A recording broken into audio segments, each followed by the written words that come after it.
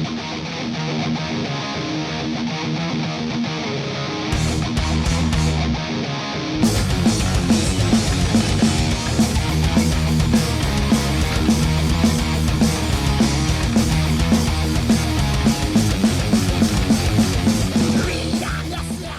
up, everybody? My name is Scott Waters. Welcome to Life to Metal. Going to be doing part 2 of my Heavy Metal Defined series. This is all albums chosen by other people, not by myself. Some of these were a little surprising to me that people picked them as, you know, albums that would define traditional heavy metal. But regardless, I asked about 40 people, and the people who weren't in the first video, these are all their records that they chose.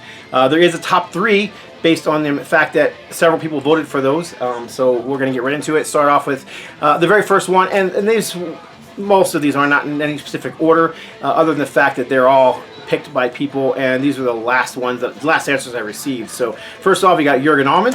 Jürgen is the vocalist for German thrash metal band Repent, and he's sang from other bands as well, but he also has a YouTube channel under his name, and he chose Manowar, Battle Hymns. Yeah, fantastic album, US heavy metal. I couldn't disagree at all. One thing that when I think of traditional heavy metal, I tend to think of twin guitars. Manowar doesn't have that yet. They lack for nothing, especially on these early albums. So great vocals, over the top vocals, fantastic guitar playing from Ross the Boss, formerly of the Dictators, and he's gone on to do lots of stuff as Ross the Boss since this time. But yeah, I mean, Death Tone, that song alone defines heavy metal. Metal Days, Fast Taker, Shell Shock, Manowar, Dark Avenger, William's Tale, and Battle Hymn. Fantastic US heavy metal album. Couldn't agree more. Definitely an album that defines what true heavy metal is. Next up is Ron Haggerty, or Metal Ron, or Metal Ron 777, or Monday of Metal. His channel's gone through, he's a YouTube guy, his channel's gone through many names. He now just goes under Ron Haggerty, but Metal Ron picked Vicious Rumor, Soldiers of the Night. Again, I couldn't disagree at all. I mean, this is a fantastic, straightforward heavy metal album. You've got dual guitars of Vinnie Moore and Jeff Thorpe, right? Jeff Thorpe, who is the one guitar player who has, you know, stayed the course with Vicious Rumors. And you've got fantastic vocals by Gary St. Pierre, who's right there.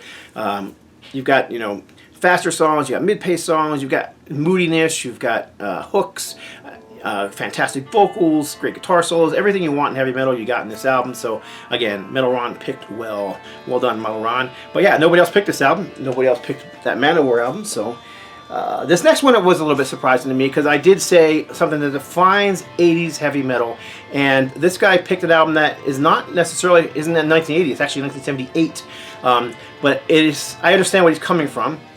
His point was that it was an album that defined that sound and brought him into that new sound, and it's UFO Obsession.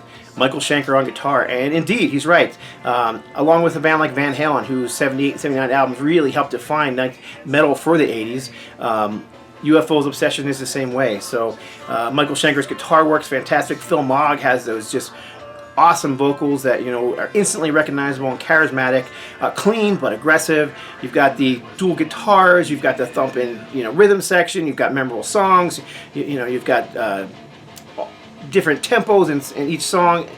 It's not, you know, it's not all speed for speed's sake. It's just good, solid heavy metal. And in this case, it's the first wave of traditional heavy metal band. You know, you got the new wave of British heavy metal. This is the first wave of British heavy metal. And that was picked by, if I didn't say, David REECE from Accept, Bangalore Choir, Sackcraft Silence, among others. He was the vocalist for, the first vocalist to replace Udo in the 80s, and then he went on to form Bangalore Choir, Circle of Silence. Now he does his REECE stuff. This next one, again, a bit surprising, because this guy really knows his metal, and I was really looking for bands that define the 80s metal sound, and he picked an album from, I believe, 1990, British Steel, Painkiller. British Steel. Judas Priest, Painkiller. Yeah, again, a great album. You've got super fast tracks like Painkiller. You've got mid-paced, you know, straightforward metal songs like Hell Patrol. You've got the slower, moodier songs. You've got a little bit of everything on here. So I can't really disagree with him whatsoever. And again, it does kind of have that sound. I mean, Judas Priest really do define what is heavy metal. You know, when you start getting outside of what Priest did, you start getting into other genres. You know, you start getting into thrash and speed and doom and death and all these, you know, prog and all these other metal styles of metal that are subgenres of heavy metal. But Judas Priest definitely define, not only in the 80s but also in the 70s and going on into the 90s with heavy metal. All right, next up, another one that was a little bit surprising to me. Not that it's not a good choice, but I just didn't expect it from this particular person. Greg Hayes, who owns Girder Music, Girder Records, picked Rat Out of the Cellar. Again, an album I love when it came out. I still love it to this day. I still own it, obviously, and still listen to it. Of course, it had the huge hit Round and Round, which I'll tell you why, round and round. It never does tell you why. That's, anyhow, Rat Out of the Cellar. Yeah, great choice. Again, it really does have the Judas Priest-esque guitar styles. You've got two fantastic guitar players in Warren DeMartini and Robin Crosby. You've got that raspy vocals of Stephen Pearcy. Just a fantastic rhythm section. You've got, you know, there's not really any speedy songs on here, but there is the upbeat songs. There's the more melodic songs. There's a little bit of everything on here. And the entire album is just, you know, chock full of hooks and great guitar licks. So, yeah, good choice from Greg Hayes of Girder Music. This next one, the guy, I had a little bit of discussion with this guy, and his name is Jeff McCormick. He runs a YouTube channel and is a metal guy, and I'll try to remember to put a link below so you can find Jeff if you don't know Jeff. And he picked an album that he wasn't sure would be okay, and I'm like, you pick whatever you want to pick, dude. And he's like, I don't know, he said no thrash, but I think he picked well, because I really don't think this is a thrash album. Metal Church, the very first Metal Church album. You know, these guys, to me, define American power metal or heavy metal. That's, I mean, when I think U.S. power metal, first one that comes to mind to me is Metal Church, because they kind of have that, they kind of walk that fence, that barrier between 1 foot planted in thrash, 1 foot planted in traditional heavy metal. But still, I think this is a great choice. You got great vocals from David Wayne, who is, of course, passed away. I love this. This is one of the original pressings. It's got this little insert for him for the Metal Church shirt, but I would love to own the Metal Church neck brace. That's just fantastic. But yeah, you've got Metal Church, Gods of Wrath, which is a moodier, heavy song. You've got the cover of Highway Star from Deep Purple, one of the first wave of British heavy metal bands. Battalions, you've got Beyond the Black, which is a heavy, moody song as well. Hitman, there's just not a bad song on here, and I can't disagree. I think this is a good choice for an album that defines heavy metal. If you were to find someone who says, I've never heard heavy metal, I have no idea what it is, I would have no problem throwing Metal Church at them and saying, this is heavy metal. This is heavy metal defined. Okay, next up. Olaf Becker is the guy who chose this album. Olaf Becker, now he doesn't do videos, he's not a musician, but he's well known in metal circles. He's from Germany, he travels the world, he's got friends all over the place, he goes to concerts all over the world. Anyhow, he's just a great guy. I affectionately know him as the Metal Giant. A lot of people do. Anyhow, Olaf Becker picked Warrior, fighting for the Earth. Big shock to me. I really would have not expected that from him, but he picked this fantastic record. Again, I think it's a great choice. You got your dual guitars, you've got a pounding rhythm section, you've got fantastic vocals, hooky songs, everything you want in heavy metal is in this album. Memorable, you know, songs, the fist pumping songs, you know, you want to headbang along. It's just a great, solid, straightforward heavy metal album. Great choice from Olaf Becker. Again, this is another U.S. band. I can't remember what year this one came out. It was 80 something, 85, 84, 85. Okay, where are we at here? All right, this next one comes from, and this is another one that kind of shocked me, but I can't disagree either. This one came from George Call, who is currently the vocalist for Cloven Hoof, and who sang on their last two albums. He sang for Banshee, he sang for ASKA. ASKA was his band, actually. He's also a great guitar player, and he chose Kiss, Creatures of the Night. Now, I can't disagree at all. Vinnie Vincent, fantastic guitar player. Ace Frehley picture, didn't play on the album, but Vinnie Vincent played a lot of the guitar on here, and man, what a great album this is. There's, again, you've got 2 guitar players, you've got great guitar solos, you've got fantastic vocals. Paul Stanley does the lion's share of the vocals. You've got over-the-top vocals in Creatures of the Night, Saint and Sinner. You've got the slow pounding semi-hit of I Love It Loud, which is another, you know, just a fist-pumping anthem. Killer, you've got the heavy song War Machine, which really fits Gene Simmons' character. Back in the day, I used to say, man, I can imagine some death metal band doing a cover of that song, and a few death metal bands have. It's just a great heavy metal track. So, can't disagree at all with George's choice. George Call from Cloven, HOOF, and Kiss, Creatures of the Night. This one really surprised me. I didn't... This one wasn't in my radar at all. Frankly, I would have picked a different album from the same band if I was to pick one, but this is Rob Colwell, or Metal Rob, from the Metal Roundtable on YouTube. Among other things, Metal Rob is also an engineer, runs he does mixing and mastering and whatnot for Bombworks Sound, but he picked KEEL, The Right to Rock. Now for me, I probably would have gone for his first solo album because it's a little more, to me, a little more metal, or even Steeler, you know, with Yngwie Malmsteen. That Steeler album's fantastic, but no, he went for this one, and it is a metal album. It's just a little more clean, a little more melodic, but I mean, that pretty much right there embodies 80s heavy metal. So he's not wrong at all. I actually had to give this one a spin because I hadn't heard it in a while, I was thinking, I don't know, for myself, I picture KEEL as a much more a pop metal band. And yeah, I know they went that route in later albums, but this album, yeah, it is just a straightforward, straight heavy metal. Again, I might have picked Lay Down the Law, or the Steeler record, but not a bad choice at all from Metal Rob, from the Metal Roundtable, and Bombworks Sound. This one is another one that surprised me because I specifically said in every email I sent, no thrash. So I had to really think about this one. How does this fit? Because this guy knows his metal. He's the bass player and he plays guitar also in the Desert Doom band Red Mesa, but he's played in several other bands, including playing in Ultimatum for a stint. Alex Cantwell, and he picked Metallica's Master of Puppets. Yeah, he's really not wrong. You know, it does have thrash elements, but I mean, so did bands like Judas Priest. Even Iron Maiden, you know, they had these speed metal songs, except, you know, you had songs like Restless and Wild that were pushing that edge, and Fast as a Shark that definitely pushed that edge of speed metal and thrash. Well, you got the same thing going on here. You got fast songs like Damage Incorporated and Battery, but even Battery starts off with this moody intro. Then you've got, you know, moody tracks like mid-pace tracks like The Thing That Should Not Be, which, you know, is not thrash. It's just heavy metal. Same thing with Welcome Home Sanitarium. Although The Thing That Should Not Be does pick up tempo about midway through the song, it's still, you know, I would consider it just a great heavy metal song. Leopard Messiah, Orion, which is you know, another mid-pace, not really a thrash song, and then the album ends with Damage Incorporated, which, you know, could have fit on either of the band's first 2 albums. But yeah, Alex picked well. You know, Master of Puppets by Metallica. You know, if he would have picked Kill 'Em All, I probably would have been like, ah, dude, that's a thrash album.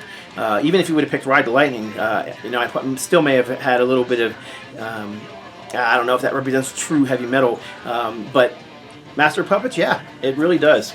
So there you go. That would be number 12. Number 11 was picked by GREENO. If you don't know GREENO, GREENO was a longtime YouTuber, one of the first guys in the vinyl community from back in the day. He doesn't do his own videos anymore, but he tag teams with George on the Man Cave of Doom, and they've had me on their show several times. Really enjoy that show. And he picked, pretty obvious to me, Jag Panzer Ample Destruction.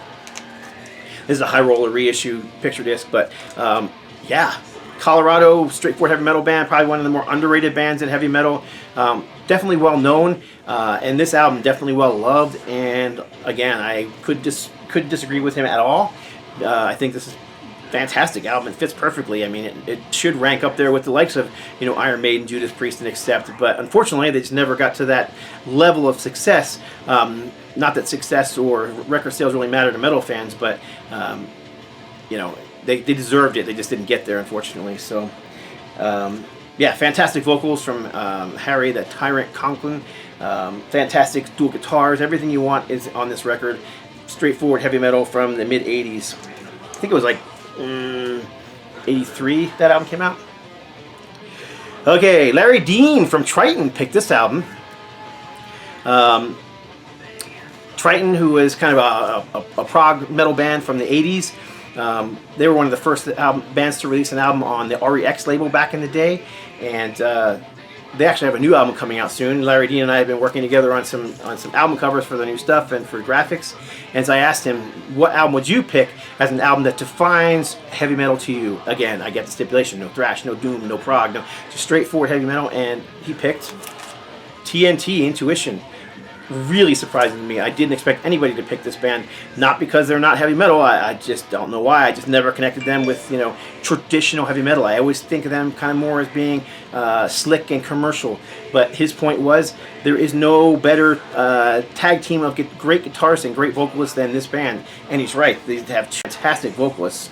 So you've got, of course, Ronnie Latenko on guitar, who is just a shredder. Great guitar player. Not only is he a shredder, but he's a great songwriter. You know, a lot of shredders, they can light up a keyboard with, you know, with fast shredding, but they can't write a good song. This guy could write a good song. And then you've got American singer Tony Harnell, who went on, this band's from Norway, who went on to sing with them for many, many, many albums. Yeah, it is a very good album from them. Very melodic, a little more melodic than most of the stuff I've shown so far, but a solid album and a good choice from what was his name? Larry Dean. Larry Dean from Trytan. Okay, 16 minutes in, and we are on number 9. Number 9 was picked by Shannon FRYE. Shannon is the drummer for Avenger of Blood, thrash band Avenger of Blood. They're working on new material. It's been a while since their last album, but he picked Grim Reaper. Now, I might have expected, you know, one of their earlier albums, but he picked Rocky to Hell. And yeah, this is a fantastic album. So you've got, again, great guitar playing, you've got fantastic vocals, excellent mix by and production by Max Norman. Max has done some fantastic work over the years. Again, I can't disagree at all. Just not one that came to my mind at first. Didn't make my top 10, but that doesn't mean it's not right. It's a fantastic album from Grim Reaper. I believe this was, what, their 3rd album. And I just think that they got better with each record. And obviously Shannon agrees, because this is what he picked. All right, number 8, surprisingly didn't make the top 3. Only one person voted for this album. His other album, his first album, made my top 5. But this is Dio, The Last in Line, and was picked by Dale Thompson of Bride. And yeah, I couldn't disagree at all. Ron James Dio being one of the classic heavy metal vocalists. Again, you got the same lineup that played on the first album. A sound very similar to the first album, maybe a little bit darker, a little bit heavier than that album, but not much. You still got your, you know, songs like We Rock, which is your, you know, Fists in the Air, sing-along songs, and then you've got The Last in Line, which is, you know, one of his more well-known tracks. Egypt, The Chains Are On, a slower, moodier, heavy song. Evil Eyes, Mystery, Eat Your Heart Out. It's a fantastic album, so I couldn't disagree at all with him. Okay, sorry for the interruption. Never said I was a professional. Just a fan. Alright, so we left off with Dale Thompson picking Dio, Last in Line. Next up, George Ochoa of Worldview and Recon fame. Guitar player, songwriter, producer. Also played in Deliverance and produced their second and third album. But he picked Queensryche, The Warning. Again, not my probably to pick. I actually did, if you saw my first video, pick the EP. This album seems to me to be a little more melodic, but still, I can't disagree. It's got everything you want for a straightforward heavy metal. You got the dual guitar leads, you've got melody, you've got heavy songs, you've got faster songs, you've got the hit and Take Hold of the Flames, you've got the over the top, you know, powerhouse vocals of Jeff Tate. So yeah, pounding rhythm section. Again, I could say the same thing I said about a lot of the other albums about this one. Fantastic album. I liked this one so much when it first came out, which, what, 1983, 84? I was in high school. I painted this on the back of my denim jacket. I painted this cover with the classic logo instead of this logo on it. So, anyhow, can't argue with that choice at all. George Ochoa from Recon and Worldview, Queensryche. Okay, number 6 was chosen by Banshee guitarist Terry Dunn, and he chose Ozzy Osbourne, Die of a Madman. again, I can't really disagree with this one whatsoever. It doesn't have the dual guitar, but it does have the fantastic guitar playing of Randy Rhoads. Many hold Randy up as one of the greatest guitar players ever. Obviously, a huge inspiration to Terry Dunn of Banshee. Yeah, this album was produced by Max Norman, who has produced some of the greatest heavy metal albums ever, obviously including this one. And yeah, that's can't disagree whatsoever. Surprisingly, he was the only one who chose Ozzy's second album, Diary of a Madman. Can't disagree though. So Over the Mountain, Flying High Again, one of his more well-known tracks. You Can't Kill Rock and Roll, Believer, Little Dolls, Tonight, Sato, and of course the title track, Diary of a Madman. Number 5, a man after my own heart with this one. I struggled with when I made my top 10 with not picking this one as opposed to their second album, but this is Paul Arnold from At War. Paul picked Iron Maiden, their self-titled album, and I easily could have picked this one. I picked Killers because Killers was the album I discovered them on, so that album really defines Maiden, early Maiden to me, and defines that classic 80s metal sound, but this one does the exact same thing. You've got dual guitars, you've got a punk ethic to the whole thing, not a punk sound, punk ethic. It's got that, you know, it's raw. That's what I mean by punk ethic. It's not overproduced. Great songs, memorable hooks, great vocals from Paul Di'Anno, who kind of has that raw rasp. You know, most people prefer Bruce Dickinson era Iron Maiden, and I love Bruce Dickinson Iron Maiden, but I don't know, I guess if you grew up listening to this era first, then it's always going to be your favorite, and obviously Paul from At War agrees. And yeah, great album. Classic new wave British heavy metal band, Iron Maiden.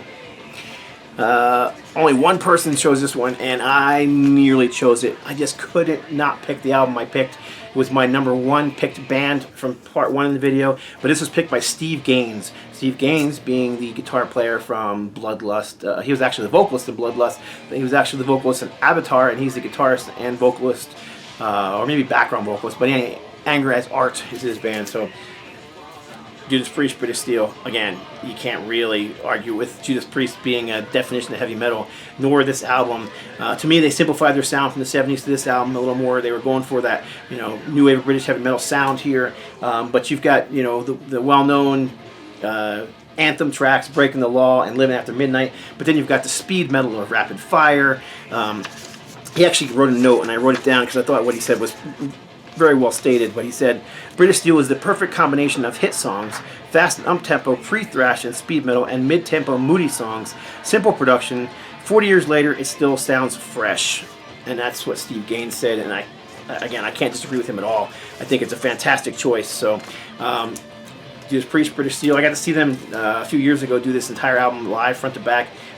Love it. And I obviously love this record. I love it so much that my own band recorded a cover of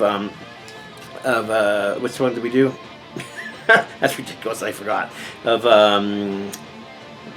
Steeler, that's right, we did Steeler. And yeah, great album, Judas Priest, British Steel. And next up, let's see, I flipped my paper over and I lost it. Let's see, number 3. Number 3 was picked by 2 people, only 2 people, surprisingly.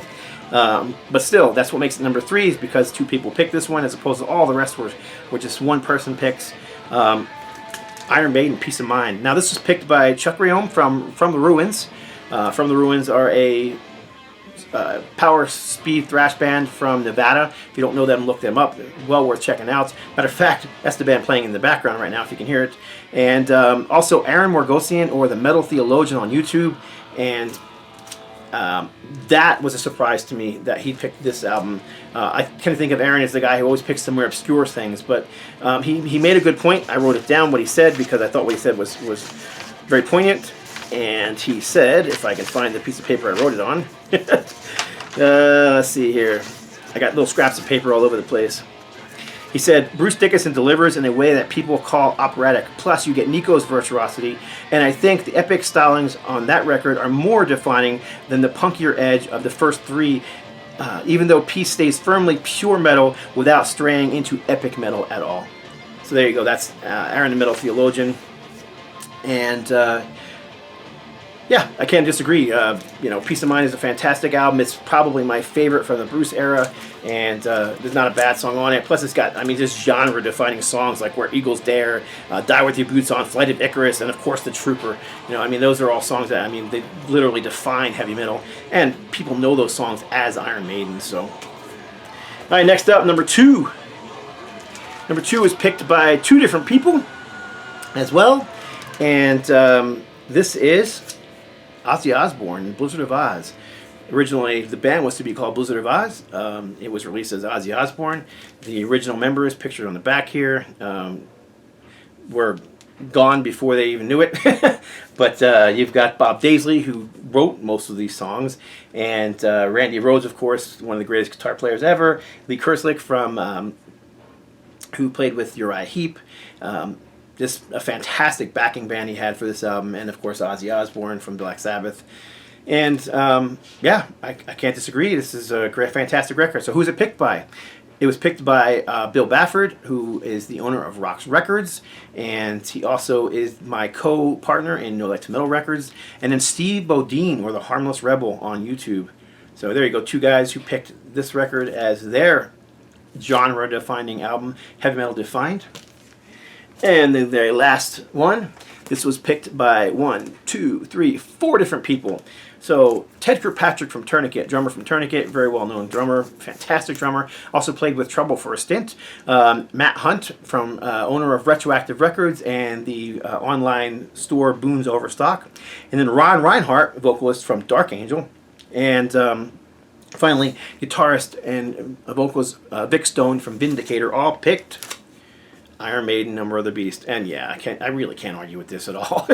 I mean, it easily could have been in my top 10 as well. I mean, this is one album, from the artwork to the music, that defines heavy metal again. I said it on almost any one of these. You've got the dual guitar leads, you've got the fast songs, you got the mid-paced songs, you've got memorable hooks, you've got you know, the semi-hit of the title track, pounding rhythm section. You've got the, you know, the galloping bass of Steve Harris.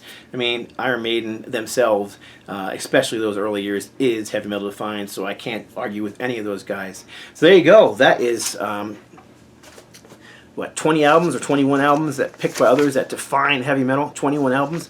So I hope you enjoyed that series. I had a lot of fun discussing it with people. Looking forward to discussing it more. So maybe you guys can pick your album that would define heavy metal below. Let me know what you think. Appreciate y'all. Thanks for watching. God bless. Stay strong.